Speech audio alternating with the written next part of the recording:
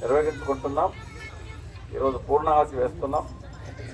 ముఖ్యంగా దత్త ఆత్రేయ అనే పేరును మీరు గమనించినట్టయితే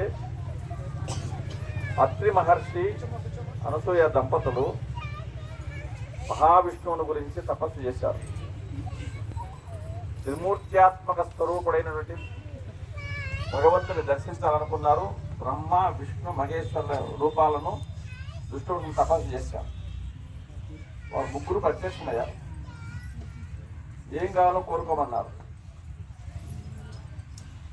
మాకు సంతోషాన్ని కలిగించి మమ్మల్ని సముద్ధరించేటువంటి మీ వంటి కుమారుడు కావాలి అని చెప్పారు. అంటే మీతో సరిసమానంగా ఉండాలి. అప్పుడు విష్ణుమూర్తి చెప్పాడు, నాతో సరిసమానమైన వాడు నేనే. కాబట్టి తక్కినటువంటి బ్రహ్మ శివ తేజస్సులతో పాటు నేనే మీకు జన్మించడం కాదు, దత్తమవుతాను. అంటే ఎవరైతే భగవంతుణ్ణి మావాడు కావాలని కోరుకుంటారో వాళ్ళకు భగవంతుడు దత్తం కావడానికి సంసిద్ధంగా ఉన్నాడు. మనందరి యొక్క ఆలోచన ఎట్లా ఉండాలంటే, భగవంతుడు మా ఇంట్లో ఉండాలి, మా కుటుంబంలోనే ఆయన అవతరించాలి, మమ్మల్ని అందరినీ సముద్ధరించాలి అనే కోరిక మనసులో పెట్టుకొని ఉంటే భగవంతుడు ఏదో ఒక రూపంలో మీ ఇంట్లో ప్రవేశిస్తాడు. అది దత్తాత్రేయ యొక్క ఆ పేరులో ఉన్నటువంటి తత్వం. కాబట్టి మనము మిగతా పశుపక్షాదులకు జ్ఞానం లేదు. వాడి కడుపు నిండింది, పడుకొని నిద్రపోయినాము, లేచినాము, ఇంతే వాటికి ఆలోచన. కానీ మానవుల మనమంతా కూడా జ్ఞాన సంపన్నులం. కాబట్టి ఈ జన్మ తరించాలంటే మనకంటే ఉదాత్తమైనటువంటి, మనకంటే శక్తివంతమైనటువంటి భగవంతుణ్ణి ఆరాధించడం అవసరం. ధనవంతుణ్ణి ఆశ్రయిస్తే ధనం ఇస్తాడు, భూస్వామిని ఆశ్రయిస్తే భూమి ఇస్తాడు, వస్త్ర ఆలయం కలిగిన వాడిని ఆశ్రయిస్తే వస్త్రం ఇస్తాడు. అలాగే అన్నీ కలిగిన వాడిని ఆశ్రయిస్తే అన్నీ ఇస్తాడు.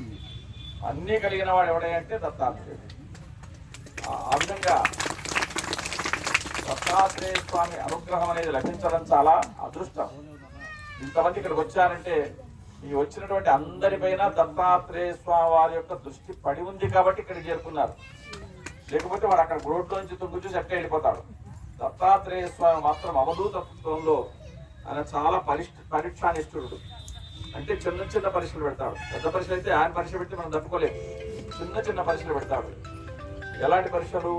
ఇప్పుడు మనము ఒక పటాన్ని గోడ తగిలించాలంటే పులికి తీసుకుంటాం, ఓ సుత్తి తీసుకొని గోడకు పులికి కొడతాం. పటం తగిలించే ముందు ఎందుకైనా మంచిదా ఒకసారి ములికి పట్టి ఇట్లా ఊపి చూస్తాం, అంటే గట్టిగా దిగిందా లేదా అని. అంటే ఈ బరువు తట్టుకుంటుందా లేదా, ఇది ఆ పటాన్ని పట్టుకుంటుందా లేదా, ఉంటుందా ఊడుతుందా, దీని సంగతి తేల్చేద్దామని ఒకసారి ఇట్లా పట్టుకుని ఊపి చూస్తాం. గట్టిగా ఉంటే అప్పుడు పటాన్ని తగిలిస్తాం, గట్టిగా లేకపోతే చుట్టూ ఇంకా 4 గేట్లు వేసి దిగబడి తట్టు చేసి అప్పుడు చేస్తాం. దత్తాత్రేయ స్వామి అంటే వీడు ఉంటాడా ఊడుతాడా, నా వెంట వస్తాడా వెళ్ళిపోతాడా అని చిన్న చిన్న పరీక్షలు పెడతారు. అంటే ఇక్కడ దాకా వస్తాం, వచ్చేవాడు ఒక ఫ్రెండ్ కనపడతాడు, ఒరే పొదన్నారా అక్కడ పోదన్నా అంటాడు.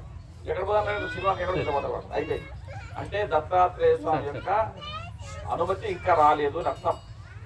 మీరందరూ ఇక్కడ చేరుకున్నారంటే అవధూత తత్వములో ఉన్నటువంటి దత్తాత్రేయ స్వామి యొక్క అనుగ్రహము, ఆయన అనుమతి మీ అందరికీ లభించిందని అర్థం అంతే. ఇంకా కాబట్టి మీరందరూ కూడా దత్త కుటుంబ సభ్యులే. అలాంటి కరుణామూర్తి ఆయనను సేవించినటువంటి కార్తవీర్యార్జునుడైన రాజునకు ఏం కావాలో కోరుకోమంటే వాడు ఒక్క కోరితే వాడికి చేతులు బలంగా లేవు, నాకు చేతులు 2 బలంగా లేవు స్వామి, మంచి బలమైన చేతులు కావాలంటే వేయిస్తున్నా పోన్నాడు ఒకసారి. అంటే సహస్రముడు ముత్సష్టం ఆయన దగ్గర పెడితే 1 కాదు 2 కాదు 1000 ఇస్తాడు. అంతటి కరుణా